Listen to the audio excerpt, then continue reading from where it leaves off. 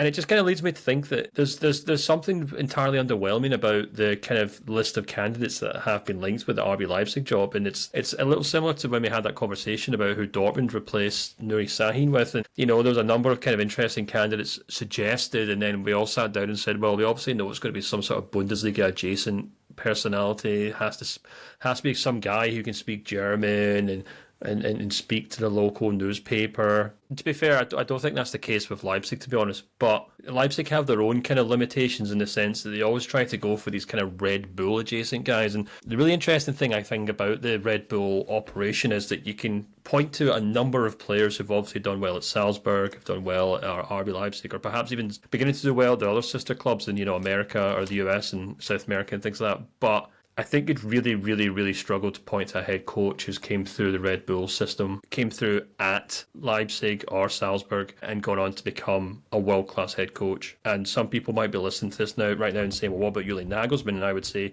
Julian Nagelsmann is a Hoffenheim prospect. He that's where he learned his trade.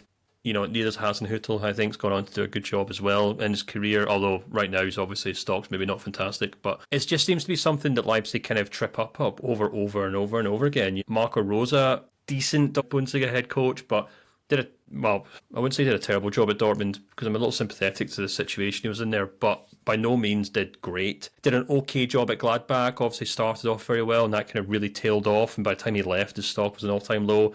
Domenico Tedesco, again, another head coach who wasn't exactly pulling up tree trunks in the Bundesliga or in German football in general. Jesse Marsch, complete risky option. I'm sorry, US or even now Canada soccer fans listen to this, but complete whiff with that appointment, to be perfectly honest with you. With Nagelsmann, they struck gold there, but there was nothing to suggest that he would work out there. It's the same, I guess, a wee bit with Hasenhüttl, who came from Ingolstadt, if I'm not mistaken. They plucked both of these guys from relatively nowhere and gave them the positions. And now Hasenhüttl, maybe it was a little easier because there wasn't a huge amount of expectation to RB Leipzig back then, because they were just kind of coming into the league and no one really knew. I mean, everyone hated them, so no one was really going to put much pressure on to be winning league titles. But he did a good job there, and then obviously Nagelsmann did a tremendous job at Leipzig. But I find it weird that they keep thinking let's just appoint these nobodies that they do keep appointing to a relative degree, and hoping that one of them will just kind of become the next Julian Nagelsmann.